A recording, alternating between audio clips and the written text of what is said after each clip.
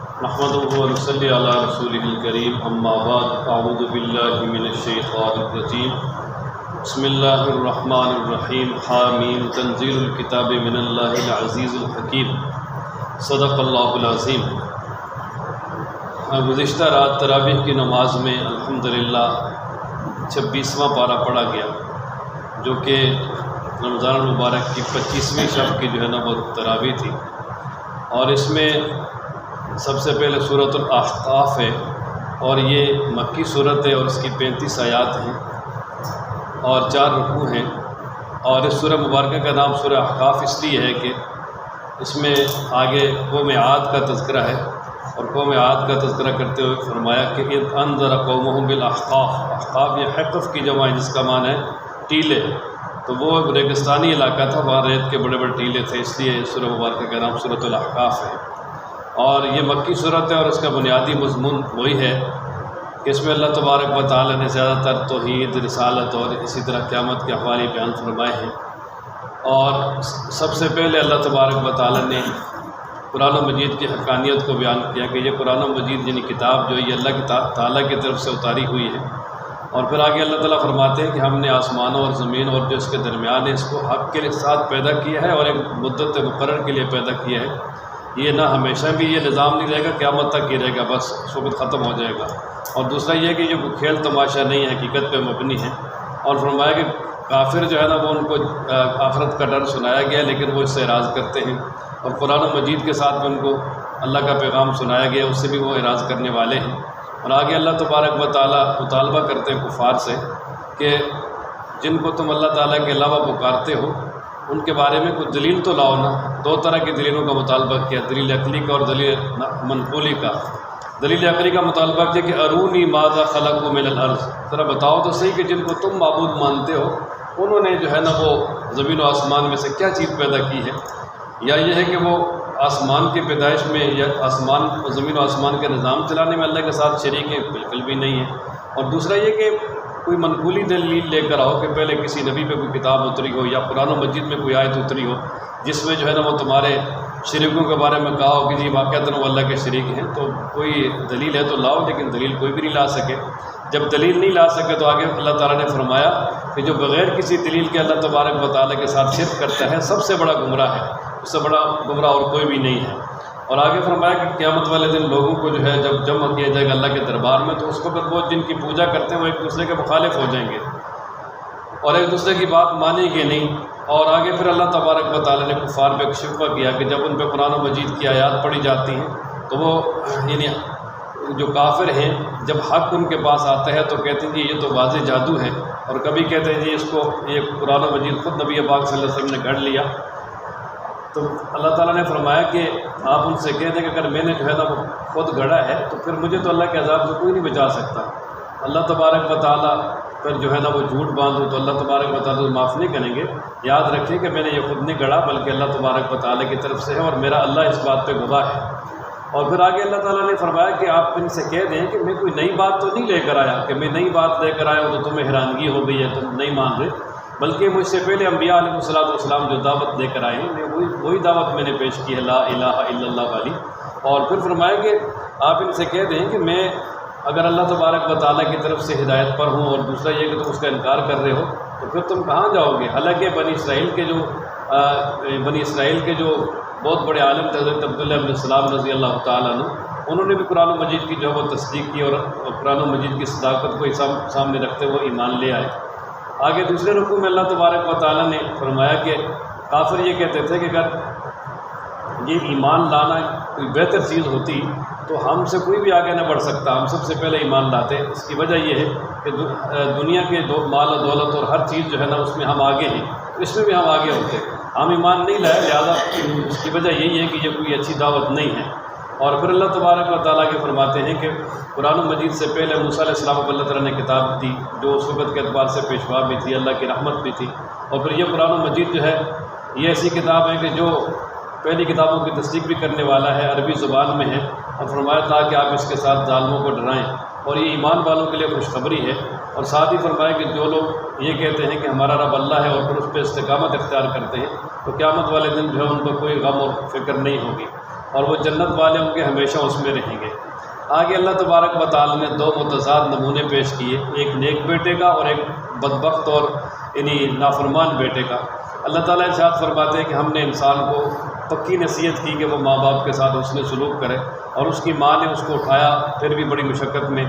پیٹ میں جب تھا پھر بھی بڑی مشقت رہی، اور اسی طرح جب اس کو جنا اس وقت بھی بڑی مشقت اٹھائی، اور پھر آگے فرمایا کہ اس کو 30 مہینے جو ہے نا وہ دودھ پلایا، اور اسی طرح اس کا حمل وغیرہ تو اس کو اٹھایا بھی۔ تو یہ فرمایا کہ بڑے مشقت والے مراحل تھے، اور ماں نے بڑی خدمت کر کے یہ سارے کے سارے مراحل جو ہے بچے کے جو ہے وہ پورے کیے۔ اور پھر اللہ فرماتے ہیں کہ یہاں تک کہ وہ بچہ بالغ ہو گیا، 40 سال تک پہنچ گیا، تو اس وقت وہ اللہ تعالیٰ سے دعا کرتا ہے کہ یا اللہ مجھے توفیق دے دے کہ میں شکر کروں آپ کی نعمتوں کی جو آپ نے مجھ پر کی ہیں اور میرے ماں باپ پر کی ہیں، اور وہ یہ بھی کہتا ہے یا اللہ مجھے نیک اعمال کی توفیق دے دے جو آپ کو پسند ہوں، اور میرے لیے اور میری اولاد کے لیے اصلاح کر دے، یعنی ہمیں نیکی پہ لگا دے۔ اور وہ ساتھ یہ بھی کہتا ہے کہ یا اللہ میں تیری طرف توبہ کرتا ہوں اور میں اس میں ایمان والا ہوں۔ تو اللہ فرماتے ہیں کہ ایسے لوگ جو ہے نا اللہ تبارک و تعالیٰ ان کے اچھے اعمال کو قبول کرے گا اور ان کے گناہوں سے درگزر کرے گا، اور وہ جنت میں جائیں گے، اور یہ اللہ تبارک و تعالیٰ کا بڑا ہی پکا وعدہ ہے جو ان کے ساتھ کیا گیا ہے۔ اس کے بعد جو بری اولاد ہے اس کا نمونہ بیان کیا۔ اللہ تعالیٰ فرماتے ہیں کہ وہ آدمی کہ جو اپنے والدین سے کہتا ہے کہ تمہارے لیے اف ہو، کیا تم مجھے میرے ساتھ یہ وعدہ کرتے ہو، مجھے یہ بتاتے ہو کہ کیا میں دوبارہ زندہ کیا جاؤں گا، حالانکہ مجھ سے پہلے بڑی امتیں اور بڑے لوگ گزر چکے ہیں، وہ نہیں زندہ ہوا تو میں کیسے زندہ ہوں گا۔ اور وہ دونوں اس کو کہتے ہیں کہ اللہ سے ڈر، اللہ کا خوف اختیار کر، ایمان لیا، اللہ کا وعدہ سچا ہے۔ وہ آگے سے کہتا ہے بھی یہ تو پہلوں کے قصے کہانیاں ہیں، اور وہ بالکل یہ ایمان نہیں لاتا اور ماں باپ کی بات بھی نہیں مانتا، بلکہ ان کے سامنے اکڑ جاتا ہے۔ اللہ فرماتے ہیں کہ یہ وہی لوگ ہیں کہ جن کے پر اللہ تبارک و تعالیٰ کی طرف سے عذاب کا فیصلہ ہو چکا ہے، اور اللہ تبارک و تعالیٰ ان کو شدید قسم کا عذاب دے گا۔ آگے رکوع نمبر 3 میں اللہ تبارک و تعالیٰ نے حضرت ہود علیہ السلام کی قوم یعنی قوم عاد کا تذکرہ کیا ہے۔ اللہ فرماتے ہیں فاذکر اخا عاد، کہ آپ تذکرہ کریں قوم عاد کے بھائی کا، یعنی حضرت ہود علیہ السلام کا، کہ انذر قومہ بالاحقاف، کہ جب انہوں نے اپنی قوم کو ڈرایا، اللہ کا پیغام سنا۔ احقاف میں یہ یمن میں وادی ہے، اور فرمایا کہ انہوں نے اللہ تبارک و تعالیٰ کا پیغام سنایا کہ اللہ تعبدوا الا اللہ، لوگوں اللہ کے علاوہ کسی کی عبادت نہ کرو، تو میں ڈرتا ہوں کہ تم اگر اللہ تعالیٰ کے ساتھ شریک کرو گے تو تمہیں سخت عذاب دیا جائے گا۔ لیکن پھر وہ کہنے لگے جی کہ آپ جو ہے نا ہمیں ہمارے معبودوں سے ہٹانا چاہتے ہیں، ہم کبھی بھی جو ہے نا وہ اپنے معبودوں کو نہیں چھوڑیں گے، اور سخت نافرمانی کی اور اللہ کے رسول کو تکلیفیں پہنچائی۔ تو اللہ تعالیٰ فرماتے ہیں پھر اللہ کی طرف سے ان کے لیے عذاب کا فیصلہ ہوا،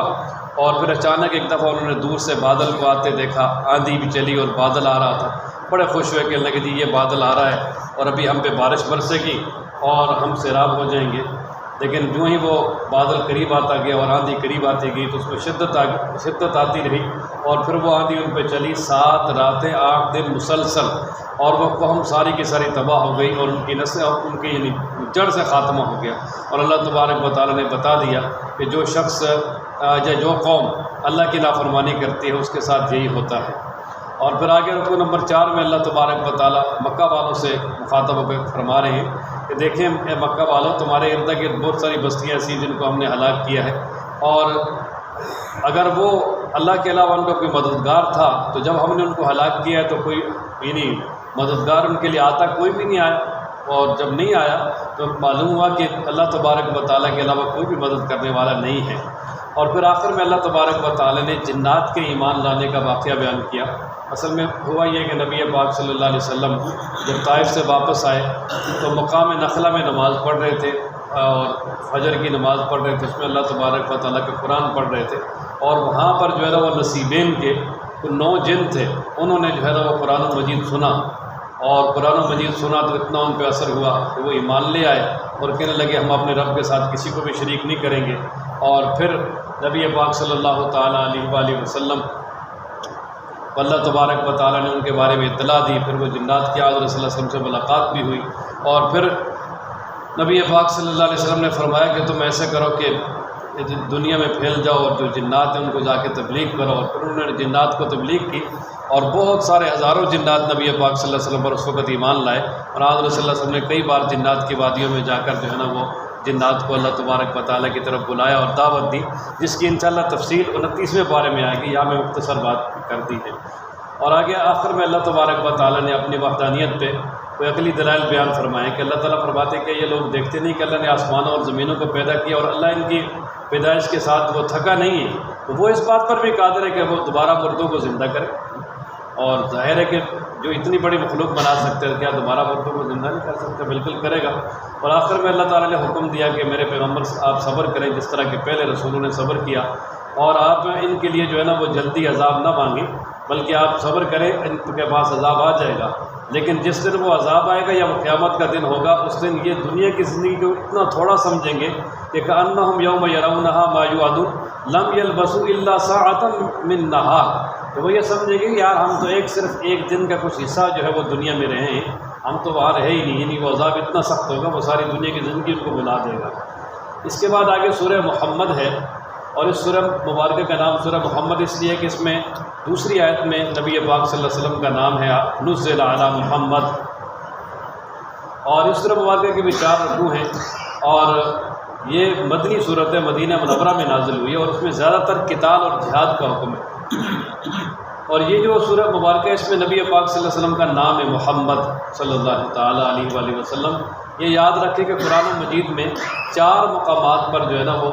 نبی پاک صلی اللہ علیہ وسلم کا نام محمد مذکور ہے۔ ایک سورہ آل عمران میں آیت نمبر 144 میں وما محمد الا رسول قد خلت من قبلہ الرسل، اور دوسرا سورہ احزاب کی آیت نمبر 40 میں اللہ تبارک و تعالیٰ فرماتے وما محمد ابا احد من رجالکم ولکن رسول اللہ وخاتم النبیین، اور تیسرا جو ہے نا یہ سورہ محمد میں دوسری آیت میں وآمنوا بما نزل علی محمد، اور چوتھا جو ہے نا وہ سورہ فتح کی آیت نمبر 29 میں محمد الرسول اللہ والذین معہ اشداء علی الکفار، اور لفظ احمد جو ہے نا وہ نبی پاک صلی اللہ علیہ وسلم کا جو نام نامی ہے وہ قرآن مجید میں ایک مرتبہ آیا ہے، سورہ صف 28واں پارہ۔ باقی اللہ تبارک و تعالیٰ نے نبی پاک صلی اللہ علیہ وسلم کو جب بھی پکارا ہے تو صفات سے پکارا ہے، یا ایھا النبی یا ایھا الرسول یا ایھا المزمل یا ایھا المدثر، اس طرح نام لے کر اللہ تعالیٰ نے پکارا نہیں ہے پورے قرآن میں۔ اور اس میں اللہ تبارک و تعالیٰ سب سے پہلی آیت میں ارشاد فرماتے ہیں کہ وہ لوگ جنہوں نے کفر کیا، اللہ کے راستے سے روکا، ان کے اعمال بالکل ضائع ہیں، اور دوسری آیت میں فرمایا کہ جو لوگ ایمان لائے، نیک اعمال کیے اور اس قرآن پر ایمان لائے جو نبی پاک صلی اللہ علیہ وسلم پر نازل ہے اور وہ قرآن پر حق ہے، تو اللہ تبارک و تعالیٰ ان کے گناہوں کو ان سے دور کریں گے، اور اللہ تبارک و تعالیٰ ان کے حالات کو بھی درست کریں گے۔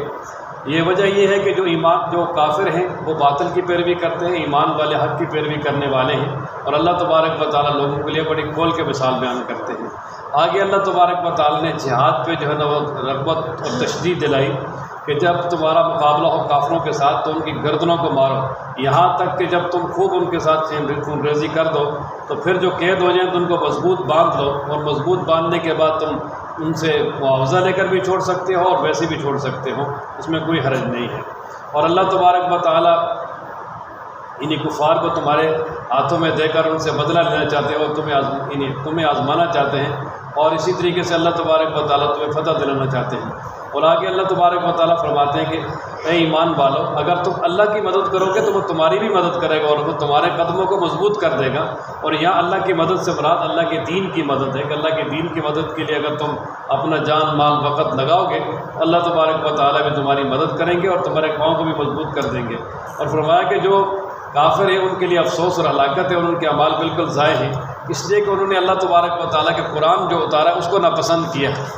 اور پھر آگے رکوع نمبر 2 میں پھر اللہ تبارک و تعالیٰ کی طرف سے بشارت ہے ایمان والوں کے لیے کہ اللہ تبارک و تعالیٰ داخل کریں گے ان لوگوں کو جو ایمان لائے، نیک اعمال کیے، ایسے باغات میں جن کے نیچے سے نہریں بہتی ہیں۔ وہ لوگ جنہوں نے کفر کیا، فرمایا کہ وہ دنیا کا کچھ نفع ان کو ملے گا اور وہ اس طرح یعنی کھا رہے ہیں دنیا میں جس طرح کے جانور کھا رہے ہیں، یعنی ان کا کوئی زندگی کا مقصد ہی نہیں ہے، اور جب دنیا سے چلے جائیں گے تو وہ آگے پھر جہنم ان کا ٹھکانہ ہے۔ اور پھر آگے اللہ تبارک و تعالیٰ نے یعنی اہل مکہ کو بتا دیا کہ تم سے پہلے بھی بہت ساری بستیاں ایسی گزری ہیں کہ جو بڑے طاقتور تھے اور بڑے ہی مطلب جو مضبوط تھے، لیکن یہ ہے کہ جب اللہ تبارک و تعالیٰ کی نافرمانی کی اور اللہ کی طرف سے عذاب آیا تو کوئی بھی ان کو نہیں بچا سکا۔ آگے اللہ تبارک و تعالیٰ نے مومن اور کافر کے درمیان تقابل بیان کر کے دونوں کا انجام بیان کیا ہے۔ اللہ تبارک و تعالیٰ فرماتے ہیں وہ آدمی جو اللہ کی طرف سے واضح ہدایت پر ہے وہ اس کی طرح ہو سکتا ہے کہ جس کے لیے برے اعمال مزین ہو گئے ہوں اور وہ اپنی خواہشات کی پیروی کرتا ہو، کبھی بھی نہیں برابر ہو سکتے۔ تو اللہ فرماتے ہیں کہ اس جنت کی مثال جس کا وعدہ متقین کے ساتھ کیا ہے، اس جنت کی صفات یہ ہیں کہ اس میں نہریں ہیں پانی کی، ایسا پانی جو کبھی خراب ہونے والا نہیں ہے، اور اس میں دودھ کی بھی نہریں ہیں، ایسا دودھ کہ جس کا ذائقہ بھی تبدیل نہیں ہوگا۔ دنیا میں دودھ جو ہے وہ کچھ دیر پڑا رہے تو ذائقہ تبدیل ہو جاتا ہے، اور اسی طرح ایسی شراب کے جو پینے والوں کے لیے بڑی لذیذ ہے اس کی نہریں ہیں، اور اسی طرح صاف شفاف شہد کی نہریں ہیں، اور پھر اس کے ساتھ ساتھ جو ہے نا ہر طرح کا پھل بھی ہے اور اللہ کی طرف سے بخشش بھی ہے۔ اللہ فرماتے ہیں کہ کیا یہ بہتر ہے یا وہ آدمی کہ جو ہمیشہ جہنم میں رہے اور اس کو جو ہے وہ گرم پانی پلایا جائے جو اس کی آنتوں کو بھی جو ہے وہ کاٹ کے لے جائے۔ اور آگے اللہ تبارک و تعالیٰ نے فرمایا کچھ لوگ ایسے ہیں کہ جو آپ کے پاس بیٹھتے ہیں، بڑی توجہ سے بات سننے کی کوشش کرتے ہیں، لیکن جب آپ کے پاس سے جو ہے نا وہ باہر جاتے ہیں تو وہ کہتے ہیں جی ابھی جو ہے نا وہ کیا حکم آیا اللہ کی طرف سے، یعنی اس طرح کے وہ یہاں بظاہر اس طرح بیٹھتے ہیں۔ نبی پاک صلی اللہ علیہ وسلم سے فرمایا کہ آپ کے مجلس میں کہ وہ بڑے کان لگا کے سن رہے ہیں، بڑی سمجھ آ رہی ہے، لیکن باہر جا کے ان سے کہتے ہیں جی کہ یعنی یہ کیا ابھی کیا نازل ہوا۔ اللہ تبارک و تعالیٰ فرماتے ہیں کہ ایسے لوگوں کے دلوں پہ اللہ تبارک و تعالیٰ نے مہر لگا دی ہے کہ جو توجہ سے بات سنتے ہی نہیں، توجہ بھی نہیں کرتے اور اپنی خواہشات کی پیروی کرتے ہیں۔ اور پھر آگے اللہ تبارک و تعالیٰ نے فرمایا کہ میرے محبوب اللہ تبارک و تعالیٰ ہی معبود ہے، اس کے علاوہ کوئی معبود نہیں، آپ اپنے لیے بھی استغفار کریں اور ایمان والے مردوں اور عورتوں کے لیے سب کے لیے جو ہے نا وہ استغفار کریں۔ اور یہ استغفار جو ہے نا صرف گناہ ہی پہ نہیں ہوتا، بلکہ استغفار یہ اللہ تبارک و تعالیٰ کے ہاں درجات کی بلندی کے لیے بھی ہوتا ہے اور دنیا کے جو ہے نا وہ نعمتوں کے لیے بھی ہوتا ہے۔ اور آگے رکوع نمبر 3 میں اللہ تبارک و تعالیٰ نے فرمایا کہ وَيَقُولُ الَّذِينَ آمَنُوا لَوْلَا نُزِّلَتْ سُورَةٌ، ہاں کہ ایمان والے جو ہے نا پہلے کئی مطالبہ کرتے تھے کہ اللہ کے محبوب اللہ تبارک و تعالیٰ کیوں نہیں ہم پہ ایسی صورت اتار رہے کہ جس میں جہاد کا حکم ہو اور تاکہ ہم کفار کے خلاف جہاد کریں اور اپنا بدلہ لیں۔ اور پھر فرمایا کہ جب یہ صورت اتار دی جس میں پکا حکم آ گیا کہ اللہ تبارک و تعالیٰ کی طرف سے کہ اب تم جہاد کرو، تو پھر فرمایا کہ جو منافق ہیں وہ آپ کی طرف اس طرح دیکھتے ہیں جس طرح کہ وہ ایک آدمی پر بے ہوشی طاری ہو جائے تو وہ اس طرح جو ہے نا وہ دیکھتا ہے، ان پہ پریشان ہو گئے، حالانکہ ان کو پریشان نہیں ہونا چاہیے، بلکہ اللہ تبارک و تعالیٰ نے جب ان کو حکم دیا ہے تو اللہ تبارک و تعالیٰ ان کی مدد بھی فرمائیں گے۔ اور پھر ساتھ ہی اللہ تبارک و تعالیٰ نے آگے فرما دیا کہ جو لوگ یعنی اس طرح حق سے اعراض کرنے والے ہیں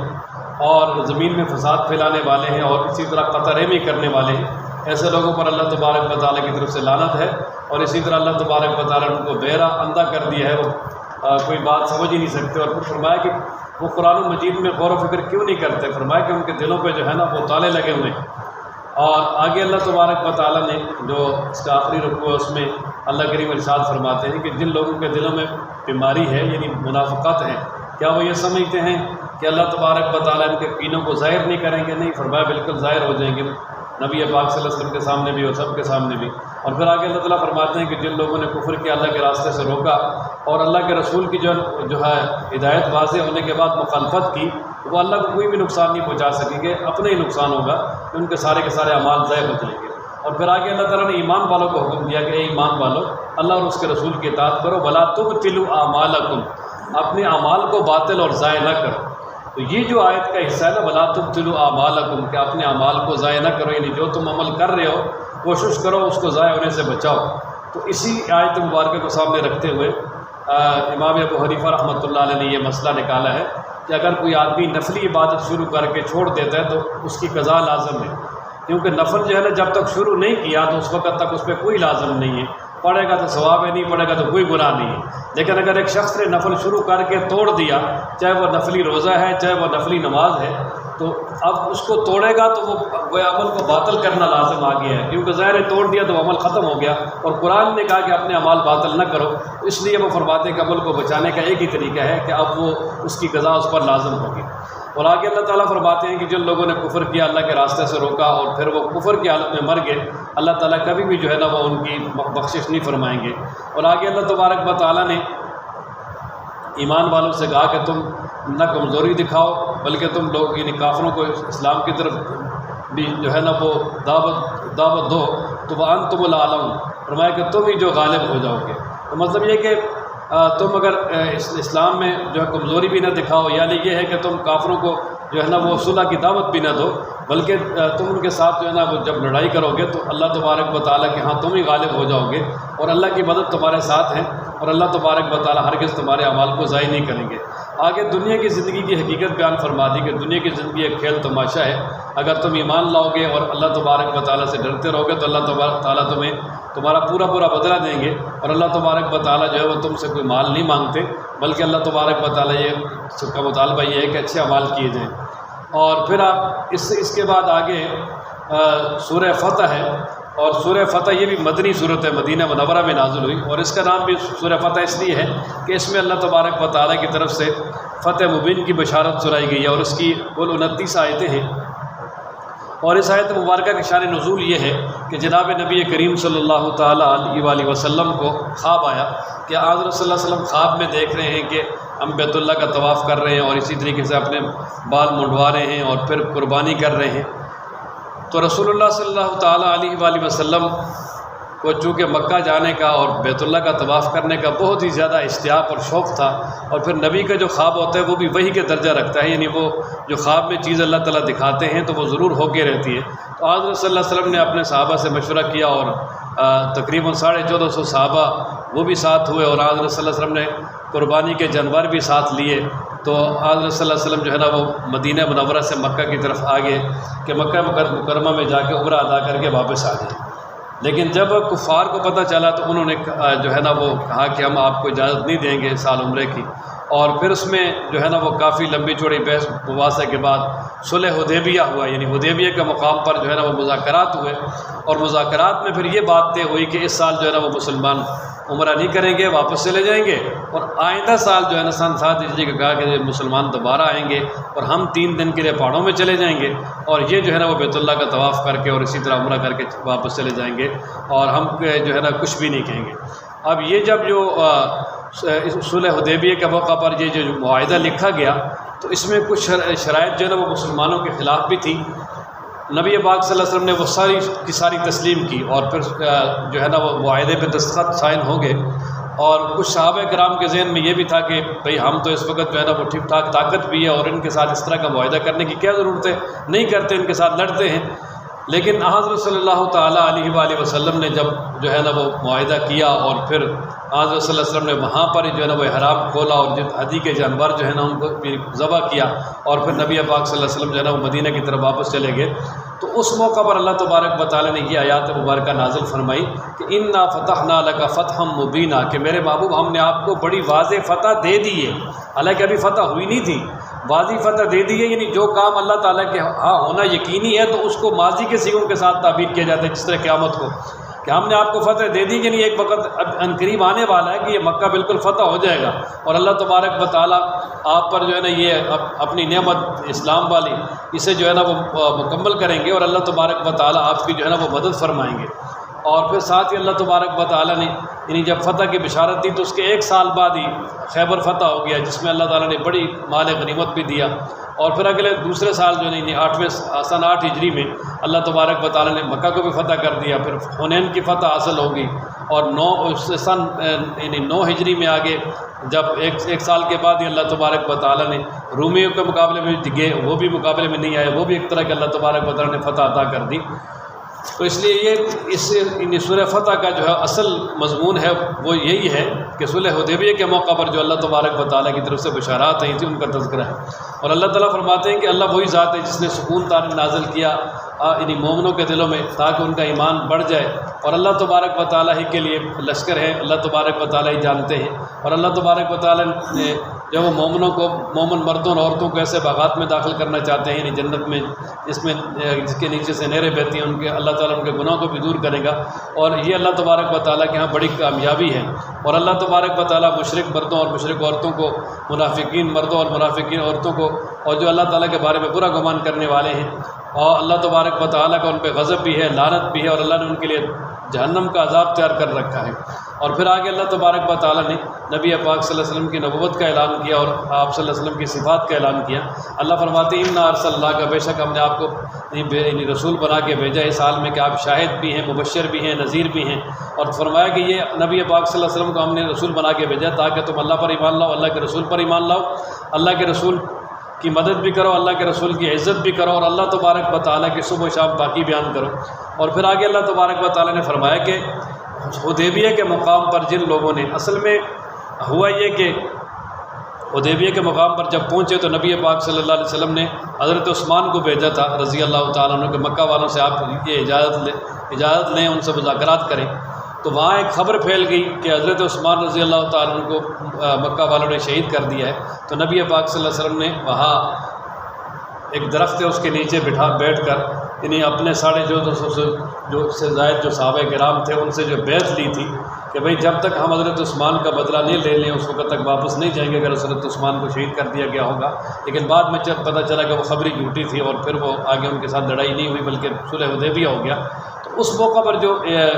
بیعت ہوئی تھی اس کا تذکرہ اللہ تعالیٰ نے فرمایا کہ بے شک وہ لوگ جنہوں نے آپ کے ہاتھ پہ بیعت کی، بے شک انہوں نے اصل اللہ تبارک و تعالیٰ کے ہاں بیعت کی ہے، اور اللہ کا ہاتھ ان کے ہاتھوں کے اوپر تھا، یعنی اللہ کی تائید حاصل تھی۔ اور فرمایا کہ جو اس بیعت کو توڑے گا تو اس کا نقصان اسی کو ہوگا، اور جو پورا کرے گا تو اللہ تبارک و تعالیٰ اس کو بہت بڑا اجر عطا کریں گے۔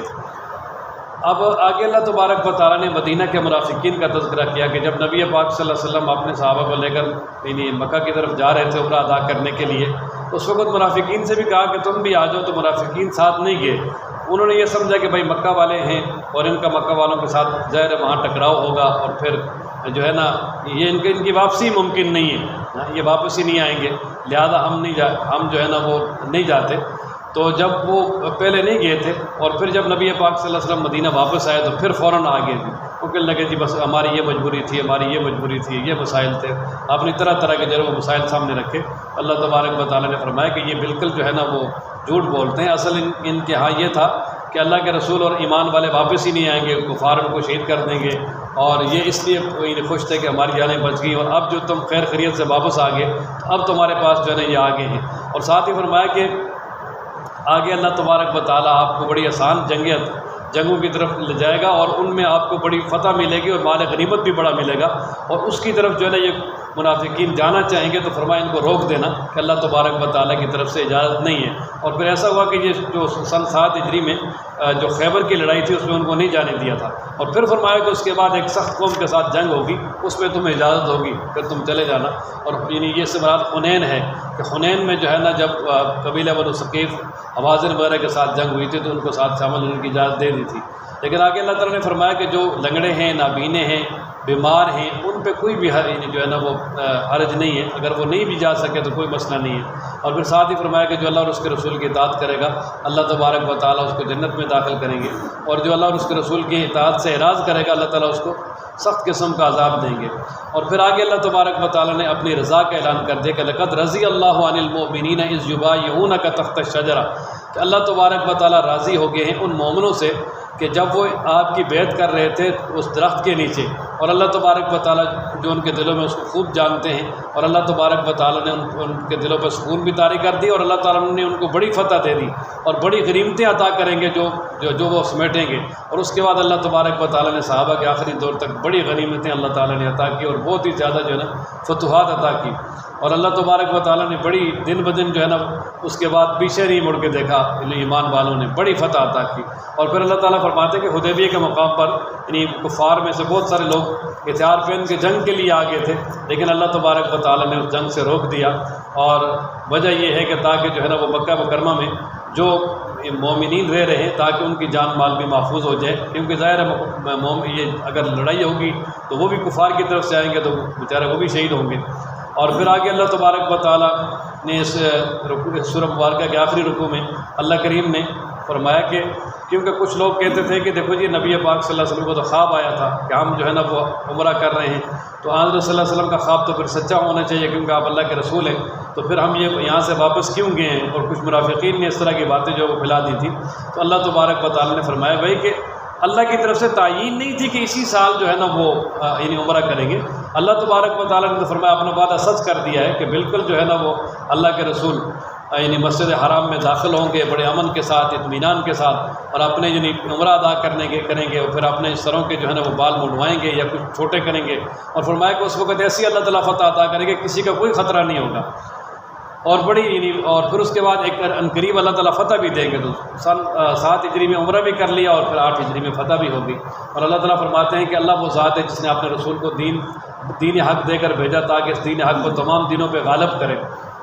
اور اسی طرح آگے اللہ تبارک و تعالیٰ نے فرمایا کہ محمد صلی اللہ علیہ وسلم اللہ کے رسول ہیں اور ان کے ساتھ صحابہ ہیں وہ کفار پہ بڑے سخت ہیں، آپس میں بڑے رحماء ہیں. اور فرمایا آپ ان کو دیکھیں گے کہ وہ رکوع سجدہ کرنے والے ہیں، اللہ تبارک و تعالیٰ کی رضا تلاش کرنے والے ہیں، اور ان کے چہروں پر جو ہے نا وہ رکوع سجدہ کے جو ہے وہ اثرات ہیں، یعنی نماز کی وجہ سے نورانیت ہے. اور فرمایا یہ ان کی مثالیں اور صفات پہ تورات پہ بھی ہیں اور اسی طرح انجیل میں بھی ہیں کہ نبی پاک صلی اللہ علیہ وسلم کے صحابہ کیسے ہوں گے. ان کی فرمایا صفات تورات و انجیل میں بھی ہیں.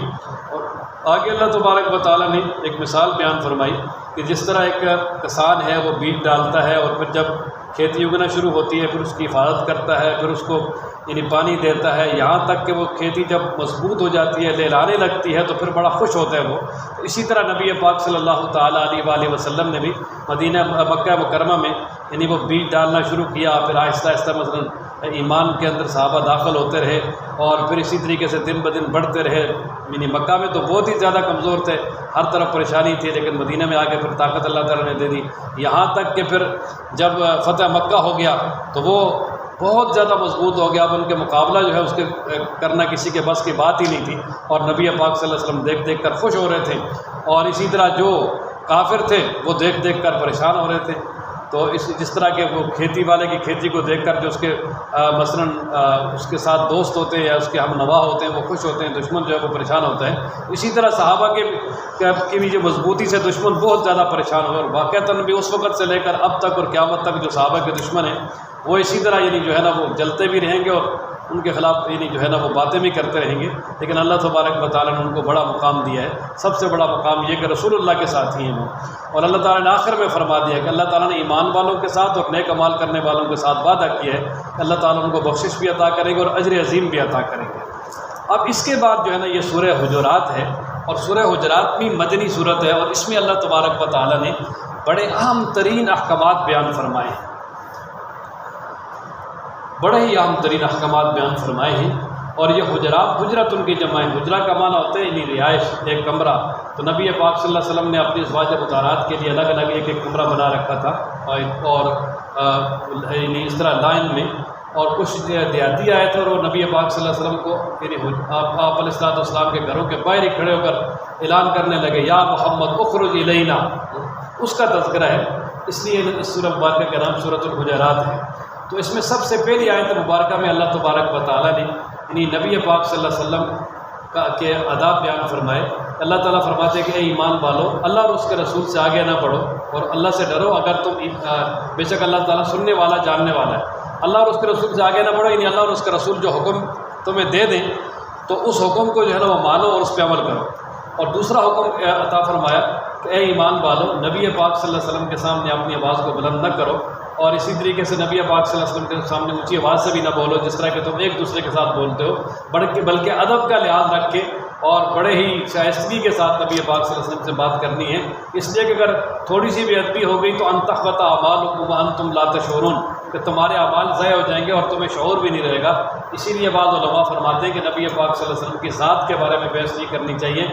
اس لیے کہ فریقین جب بحث کریں گے تو خدا نہ خواستہ یعنی مقابلے میں آ کر کوئی ایسا برا لفظ نکل جائے جس سے نبی پاک صلی اللہ علیہ وسلم کی تھوڑی سی بھی توہین ہو تو سارے اعمال ضائع ہو جائیں گے. اور ساتھ ہی فرمایا کہ جو لوگ اپنی آوازوں کو اللہ کے رسول کے سامنے پست رکھتے ہیں ان لوگوں کے دلوں کا اللہ نے امتحان لے لیا تقوی کے لیے، اللہ تعالیٰ نے ان کے دلوں کو تقوی سے بھر دیا ہے، ان کے لیے بخشش ہے اور بہت بڑا اجر ہے. اور آگے فرمایا کہ وہ لوگ جو نبی پاک صلی اللہ علیہ وسلم کو حجروں کے باہر کھڑے ہو کر جو ہے نا وہ آوازیں لگاتے ہیں، اور میں اکثر ہم لا یعقلون، وہ بیچارے بے عقل ہیں، سمجھ ہی نہیں ہے، دیہاتیوں کی عقل ہی بہت کم ہوتی ہے. اور فرمایا کر وہ صبر کر لیتے یہاں تک کہ نبی پاک صلی اللہ علیہ وسلم خود باہر تشریف لاتے تو یہ ان کے لیے بہت بہتر تھا. آگے اللہ تبارک و تعالیٰ نے تیسرا حکم بیان کیا، وہ یہ ہے کہ اگر کوئی کسی بھی معاملے میں کوئی آدمی خبر لے کر آئے اور کوئی بات پہنچائے تو فرمایا جب تک اس کی تحقیق نہ کر لو اس وقت تک عمل نہ کرو. وجہ یہ کہ اگر بغیر تحقیق کے عمل کر لو گے تو بعض دفعہ ایسا ہوتا ہے وہ خبر جھوٹی ہوتی ہے اور اس پہ یقین کر کے انسان پہلے یعنی کسی قوم کے ساتھ خلاف لڑائی کر بیٹھتا ہے یا کسی کو مار بیٹھتا ہے یا کسی کے خلاف غلط گمان کر بیٹھتا ہے، لیکن بعد میں پتہ چلتا ہے کہ یہ خبر ہی جھوٹی تھی تو پھر پچھتاتا ہے، لیکن بعد میں پچھتانے کا فائدہ بھی کوئی نہیں ہوتا. اور پھر فرمایا کہ تمہارے اندر اللہ کے رسول موجود ہیں، اگر تم جو ہے نا وہ بہت ساری باتوں میں، اگر نبی پاک صلی اللہ علیہ وسلم بہت ساری باتوں میں تمہاری بات مانے تو فرمایا کہ پھر تو یہ ہے نا تم بڑے نقصان میں چلے جاؤ، لیکن اللہ تبارک و تعالیٰ نے تمہارے دلوں میں ایمان کو تمہارے لیے محبوب بنا دیا، تمہارے دلوں میں مزین کر دیا ہے، اور تمہارے ہاں کفر کو اور فسق اور گناہ کو اللہ تعالیٰ نے یعنی تمہارے یہاں ناپسندیدہ قرار دیا ہے۔ اس لیے جو ہے نا وہ نبی پاک صلی اللہ علیہ وسلم یعنی اس بجائے اس کے کہ وہ آپ کی بات مانے، تم نبی پاک صلی اللہ علیہ وسلم کی خود بات مانتے ہو، اور جس کی وجہ سے اللہ تبارک و تعالیٰ کے ہاں تم ہدایت یافتہ ہو، اور یہ اللہ تبارک و تعالیٰ کی طرف سے بڑا فضل ہے۔ اور آگے چوتھا حکم بیان فرمایا کہ اگر مسلمانوں کے دو گروہوں کی آپس میں لڑائی ہو جائے تو ان کے درمیان صلح کرواؤ، اور اگر ان میں سے ایک جو ہے وہ دوسرے پہ زیادتی کرے، صلح کی طرف مائل نہ ہو، تو فرمایا سارے مل کر اس کے خلاف لڑو یہاں تک کہ وہ اللہ کے حکم کی طرف آ جائے اور صلح کر لے۔ اور پھر آگے فرمایا کہ جب صلح کرواؤ تو انصاف کے ساتھ کرو، بے انصافی نہیں کرنی۔ اور پھر مزید فرمایا کہ سارے ایمان والے آپس میں بہن بھائی ہیں، لہذا اپنے بہن بھائیوں کے درمیان صلح کروا دو، اور اللہ سے ڈرو تاکہ تم پر رحم کیا جائے۔ آگے پانچواں حکم بیان فرمایا، اللہ تعالیٰ فرماتے ہیں کہ کوئی قوم کسی قوم سے جو ہے وہ مذاق اور تمسخر اور استہزاء نہ کرے، ہو سکتا ہے کہ وہ ان سے بہتر ہو، اور اسی طرح عورتیں عورتوں سے بھی مذاق نہ کریں، ہو سکتا ہے کہ جن عورتوں کے ساتھ وہ مذاق کرتی ہیں، جن کو گھٹیا سمجھتی ہیں، وہ ان سے اللہ کے ہاں بہتر ہو۔ اور اسی طرح فرمایا وَلَا تَلْمِزُوا أَنفُسَكُمْ، ایک دوسرے پہ الزام مت لگاؤ، الزام لگانا بھی بہت بڑا گناہ ہے، اور طعنہ بھی نہ دو۔ اور اسی طرح فرمایا برے القاب کے ساتھ، برے ناموں کے ساتھ نہ پکارو، جو صحیح نام ہے اس کے ساتھ پکارا جائے، ایسا نام کہ جس کو اگلا برا سمجھتا ہو اور اس سے پریشان ہوتا ہو، ایسے نام کے ساتھ اس کو پکارنا ٹھیک نہیں ہے۔ اور فرمایا کہ جس نے توبہ نہ کی تو اللہ تبارک و تعالیٰ کے ہاں وہ ظالم ہے۔ اور آگے اللہ تبارک و تعالیٰ نے چھٹا حکم بیان فرمایا کہ اے ایمان والو بدگمانی نہ کرو، اس لیے کہ یعنی بعض گمان ایسے ہوتے ہیں جو گناہ ہوتے ہیں، یعنی بدگمانی جو ہے انسان کو بہت دور تک لے جاتی ہے، ہمیشہ اچھا گمان رکھو۔ اور اسی طرح فرمایا کہ کسی کے گناہ کی ٹو نہ لگاؤ، تجسس نہ کرو، یہ نہیں کہ بھئی کسی کے پیچھے کیمرہ فٹ کر لو اور بس دیکھو یہ کیا کرتا ہے، یہ بھی فرمایا گناہ ہے۔ اور اسی طرح آگے فرمایا وَلَا يَغْتَب بَعْضُكُمْ بَعْضًا، ایک دوسرے کی غیبت بھی نہ کرو، اس لیے کہ غیبت کرنا اس طرح ہے جس طرح کہ اس کا گوشت کھانا۔ اور پھر آگے اللہ تعالیٰ نے ساتواں قانون بیان فرمایا کہ اے لوگوں، ہم نے تمہیں ایک بات ایک عورت سے پیدا کیا، یہ تمہارے جو بڑے خاندان ہیں، چھوٹے خاندان ہیں، یہ تمہاری جو قومیں بنائی ہیں، یہ صرف تعارف کے لیے ہیں۔ اللہ تعالیٰ کے یہاں باعزت وہی ہے جو زیادہ تقوی والا ہے۔ اور پھر آگے اللہ تبارک و تعالیٰ نے منافقین کا تذکرہ کیا، اور کچھ دیہاتیوں کا کہ وہ یعنی دیہاتی نبی پاک صلی اللہ علیہ وسلم کے پاس آتے کہتے جی ہم ایمان لے آئے، حالانکہ ان کے دلوں میں ابھی ایمان راسخ نہیں ہوا ہوتا تھا۔ تو اللہ تبارک و تعالیٰ کو اللہ تبارک و تعالیٰ نے فرمایا کہ آپ ان سے کہہ دیں کہ یہ نہ کہیں کہ ہم ایمان لائیں، کیونکہ بلکہ کہیں کہ ہم اسلام لائیں، یعنی ابھی ہم تابع ہو گئے، اس لیے کہ ایمان ابھی تک ان کے دلوں میں داخل ہوا ہی نہیں ہے۔ اور فرمایا کہ اگر وہ اللہ اور اس کے رسول کی اطاعت کریں گے تو پھر ان کے اعمال میں کوئی کمی نہیں ہوگی، پورا بدلہ دیا جائے گا۔ اور فرمایا کہ ایمان والے وہ ہیں کہ جو اللہ اور اس کے رسول پر ایمان لائے اور پھر انہوں نے کوئی کسی قسم کا شک بھی نہیں کیا، اور فرمایا کہ اللہ کے راستے میں اپنے جان مال کے ساتھ انہیں جو ہے نا وہ جہاد بھی کیا، اور اللہ تبارک و تعالیٰ کے راستے میں اپنا جان مال سب کچھ لگا دیا، تو فرمایا وہ سچے ہیں۔ اور پھر آگے اللہ تبارک و تعالیٰ فرماتے ہیں کہ آپ ان سے کہہ دیں کہ کیا تم ہمیں بتانا چاہتے ہو، کہ اپنا دین بتانا چاہتے ہو؟ اللہ تبارک و تعالیٰ کو معلوم ہے کہ کس کے اندر کتنا دین ہے۔ اور پھر کچھ دیہاتی آئے تھے نا، وہ بڑے احسان جتلاتے تھے جی کہ ہمارا احسان ہے کہ ہم ایمان لے آئے، اسلام لے آئے، اور وہ اپنے یعنی کوئی احسان جتلا کے کچھ منافع حاصل کرنا چاہتے تھے۔ تو اللہ تعالیٰ نے فرمایا یمنون علیک ان اسلموا، کچھ لوگ آپ پر احسان جتلاتے ہیں دیہاتی کہ بھئی وہ اسلام لے آئیں، قل لا تمنوا علی اسلامکم، فرمایا کہ مجھ پر اپنے اسلام لانے کا جو ہے وہ احسان نہ جتلاؤ، بلکہ اللہ تبارک و تعالیٰ نے تم پر احسان کیا کہ تم ایمان کی دولت دی ہے، اور اللہ تبارک و تعالیٰ کی طرف سے اگر ایمان کی دولت ملی ہے تو اگر تم صحیح مومن ہو تو پھر اس پہ اللہ کا شکر ادا کرو اگر تم سچے ہو۔ اور پھر آگے فرمایا کہ اللہ تبارک و تعالیٰ آسمانوں اور زمینوں کی ہر پوشیدہ چیز کو جانتا ہے، اللہ تعالیٰ کو پتہ ہے کس کے دل میں کتنا ایمان ہے۔ اور پھر اس کے بعد آگے سورہ قاف ہے، اس کا نام سورہ قاف اس لیے کہ پہلی آیت مبارکہ میں یعنی شروع میں ہی یعنی حرف قاف ہے جو حروف مقطعات میں سے اللہ تعالیٰ اس کی مراد کو جانتے ہیں، اور اس سورہ مبارکہ کی 54 آیات ہیں، اور یہ مکی صورت ہے، اور اس کا مضمون جو ہے وہ اسی طرح توحید، رسالت اور قیامت ہی ہے۔ اور سب سے پہلے اللہ تبارک و تعالیٰ قرآن و مجید کی قسم اٹھاتے ہیں، یہ کہ قسم ہے قرآن و مجید کی، اور پھر آگے اللہ تعالیٰ فرماتے ہیں کہ یہ مکہ والے یہ سمجھتے ہیں کہ یعنی ان کے پاس جو نبی پاک صلی اللہ تعالیٰ علیہ وآلہ وسلم اللہ کا دین لے کر آئے ہیں اور وہ انہی میں سے ہیں، وہ اس پر بڑا تعجب کرتے ہیں۔ تو فرمایا کہ ان کو اس پہ تعجب نہیں کرنا چاہیے، اور ساتھ یعنی وہ اس بات پر بھی تعجب کرتے ہیں کہ کیا ہم جب مر جائیں گے، ہڈیاں ہو جائیں گے، ہم دوبارہ زندہ کیے جائیں گے؟ فرمایا اللہ تبارک و تعالیٰ زندہ کرنے پر قادر ہے، کیونکہ اللہ تبارک و تعالیٰ یہ وہ ذات ہے جس نے تبارک ان کے اوپر آسمانوں کو بنایا بڑے مضبوط، اور پھر اس کو ستاروں کے ساتھ مزین کیا، پھر زمین کو پھیلایا، اس میں پہاڑ بنائے، اور اسی طرح زمین میں ہر طرح کی جو ہے نا وہ غلہ اور ہر طرح کی نباتات اگائیں، اور اسی طرح اللہ تبارک و تعالیٰ نے بڑا ہی برکت والا پانی اتارا، اس کے ساتھ اللہ تبارک و تعالیٰ نے باغات اور اسی طرح غلے وغیرہ اور اسی طرح کھجوریں وغیرہ اور بہت ساری دیگر جو ہے نا وہ چیزیں اگائیں۔ جو اللہ تبارک و تعالیٰ یہ سارا نظام چلا سکتا ہے اور ساری زمین کو آباد کر کے اس سے بہت ساری چیزیں تمہیں کھلا سکتا ہے، وہ دوبارہ قیامت بھی قائم کر سکتا ہے۔ اور پھر آگے فرمایا کہ قوم نوح، قوم سمود اور اسی طرح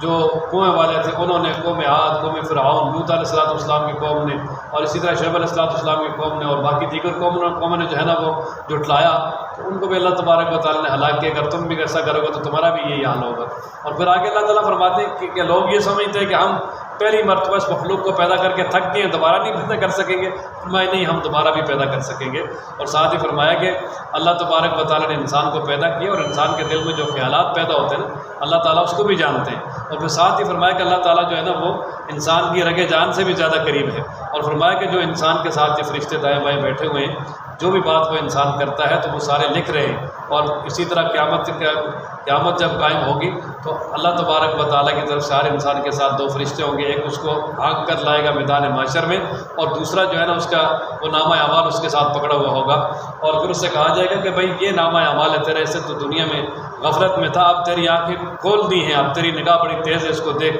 اور پھر وہ جو اس کے ساتھ فرشتہ ہوگا وہ کہے گا جی یہ جو نامہ اعمال تھا جو میں نے لکھا، اور بغیر کسی زیادتی کے صحیفہ اعمال جو ہے نا یہ میں نے تیار کیا ہوا ہے، لہٰذا اس کو دیکھ لیں۔ اور پھر اللہ تبارک و تعالیٰ کی طرف سے کہا جائے گا کہ ہر جو کافر ہے، ضدی ہے، اور اسی طرح احسان اور خیر سے رکنے والا، یعنی زکوٰۃ وغیرہ ادا نہیں کرتا، اور اسی طرح بہت زیادتی کرنے والا ہے اور اللہ کے دین میں شک کرنے والا ہے، اس کو جہنم میں ڈال دو۔ جو اللہ تبارک و تعالیٰ کے ساتھ جو ہے نا وہ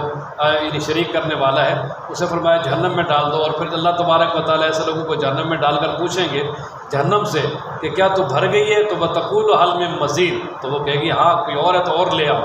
اللہ اکبر، اللہ تعالیٰ ہی جہنم سے محفوظ رکھے۔ اور آگے اللہ تبارک و تعالیٰ نے فرمایا کہ جنت جو ہے نا وہ متقین کے قریب کی جائے گی، اور ان سے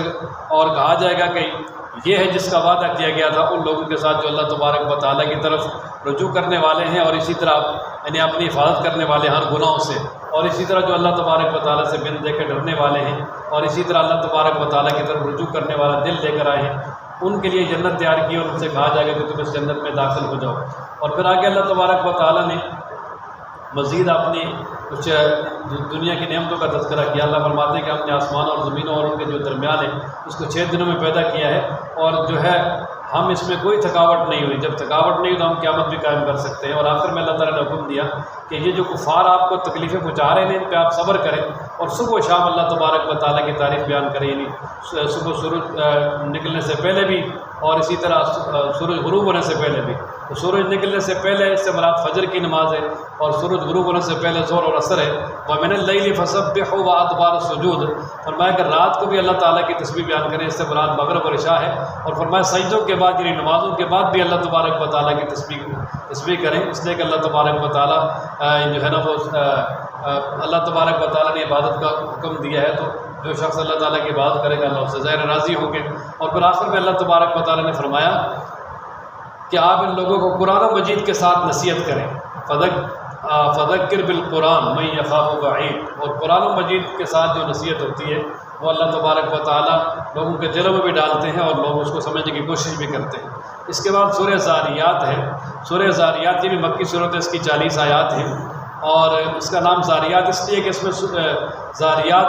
یہ ہواؤں کا تذکرہ ہے، یعنی بکھیرنے والی ہوائیں۔ پہلی آیت میں لفظ زاریات ہے، اس لیے اس کا نام ہے سورۃ الزاریات ہے۔ اور اللہ تبارک و تعالیٰ قسم اٹھاتے ہیں، 4-5 قسمیں اٹھا کر کہتے ہیں انما توعدون لصادق، کہ بے شک جس کا تمہارے ساتھ وعدہ کیا گیا یعنی قیامت کا وہ سچا ہے، اور بے شک جو جزا و سزا کا دن ہے اس کا وقوع بھی سچا ہے۔ اور پھر آگے اللہ تبارک و تعالیٰ فرماتے ہیں کہ جو آسمان ہے اس کی قسم اٹھاتے ہیں، فرماتے ہیں کہ تم جو ہے نا وہ اختلاف کر رہے ہو۔ اور اسی طریقے سے آگے اللہ تبارک و تعالیٰ یعنی اس سورہ مبارکہ میں مزید مومنوں کی صفات بیان فرماتے ہیں کہ مومن جو ہے نا وہ متقین وہ جنت میں ہوں گے اور اسی طرح جنت میں چشمے میں ہوں گے، اور اللہ تبارک و تعالیٰ کی طرف سے جو ان کو نعمتیں ملیں گی ان کو لے رہے ہوں گے، اور وہ دنیا میں نیکی کرنے والے تھے، اور اسی طرح وہ راتوں کو بہت کم سونے والے تھے۔ کانوا قلیلا من اللیل ما یہجعون، نیکی بھی کرتے تھے اور راتوں کو بڑا کم سوتے تھے، یعنی رات کو اللہ کی عبادت کرتے تھے۔ وبالاسحار هم یستغفرون، اور سحری کے وقت بھی اللہ تبارک و تعالیٰ سے استغفار کرتے تھے، دعائیں مانگتے تھے۔ اور اسی طرح ان کے مالوں میں مانگنے والے کا اور اسی طرح نہ مانگنے والا جو کہ سفید پوش ہے، دونوں کا حق ہے۔ وفی اموالہم حق للسائل والمحروم، بعض کہتے ہیں نا مانگنے والوں کو نہ دو، تو قرآن مجید نے جگہ جگہ جو ہے فرمایا کہ جو مانگتے ہیں اس کو بھی دو اور نہ مانگنے والا اس کو بھی دو، اور یہاں اللہ تعالیٰ نے خود فرما دیا کہ وفی اموالہم حق للسائل والمحروم، کہ ان کے مالوں میں مانگنے والوں کا بھی حق ہے اور جو محروم ہے، وہ سفید پوش مانگتے نہیں، ان کا بھی حق ہے، ان کو بھی دیں۔ اور اسی طریقے سے آگے اللہ تعالیٰ فرماتے ہیں کہ زمین کے اندر اللہ تعالیٰ نے بڑی نشانیاں رکھی ہیں یقین رکھنے والوں کے لیے، اور پھر اسی طرح انسان کو جو اپنا جسم ہے اس پہ غور و فکر کرے، اور خاص کر یہ جو ڈاکٹری علم والے یہ جانتے ہیں کہ انسان کے جسم میں اللہ تعالیٰ نے کیا کیا چیزیں پیدا کی ہیں، اور یہ جو انسان کے جسم کے اندر جو رگوں کا ایک نظام ہے، اسی پہ انسان دیکھ لے، اللہ تبارک و تعالیٰ کی قدرت کا انسان کو بہت بڑا یقین ہو جائے۔ اور پھر آگے اللہ تعالیٰ فرماتے ہیں آسمان میں تمہارا رزق ہے۔ اللہ تعالیٰ ہم سب کو قرآن پڑھنے، سمجھنے، عمل کرنے کی توفیق عطا فرمائے۔